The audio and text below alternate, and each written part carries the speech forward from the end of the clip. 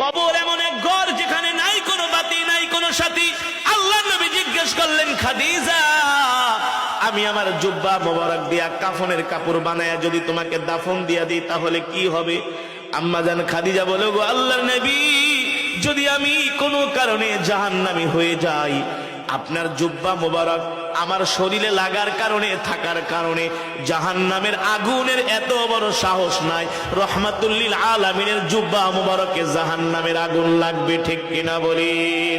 আল্লাহু আকবার। 2 নম্বরে, আমি তোমার কবরের পাশে কেন হাঁটবো?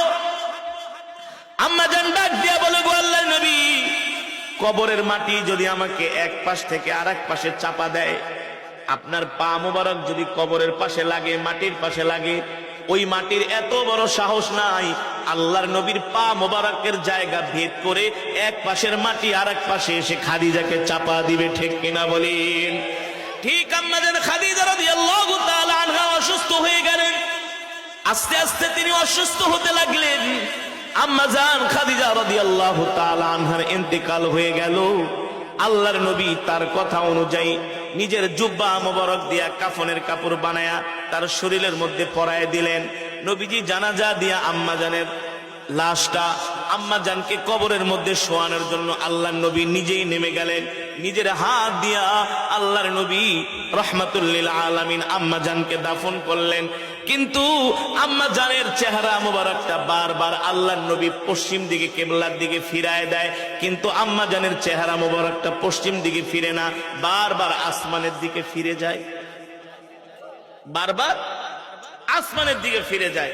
নবীজি চিন্তায় পড়ে গেল, ব্যাপারটা কি? মুসলমান মারা গেলে তো তাদের চেহারা কোন দিকে ফিরায়? কিবলার দিকে। কিন্তু আম্মা জান খাদিজা রাদিয়াল্লাহু তাআলা আনহার চেহারা মোবারক কিবলার দিকে ফিরে না, আসমানের দিকে ফিরে থাকে। মানে আল্লাহর নবী ফিরায় কিবলার দিকে, আল্লাহ তাআলা ফেরেশতাদেরকে দিয়া ফিরায় ঘুরায় রাখে আসমানের দিকে। সুবহানাল্লাহ বলেন। নবীজি চিন্তায় পড়ে গেল, কারণ কি? কি হতে পারে আমার খাদিজার চেহারা ফিরাই কিবলার দিকে, হয়ে যায় আসমানের দিকে? 3 বার এমন হয়েছে। নবীজি চিন্তায় পড়ে গেলেন। আল্লাহ তাআলা জিবরাইলকে পাঠাইলেন, ও জিবরাইল, যাও জমিনে যাও, আমার হাবিব টেনশন করতেছে, আমার হাবিব চিন্তায় পড়ে গেছে, কেন খাদিজার চেহারাটা কিবলার দিকে থাকে না, আসমানের দিকে ফিরা যায়। তাড়াতাড়ি যায় আমার হাবিবকে বলে দাও। এবার জিবরাইল আয়েশা বলেন, গো আল্লাহর নবী, আপনি কান্না করেন কেন? আপনি কান্না করবেন না, আপনার চোখের পানি আরশের মালিক সহ্য করতে পারে না।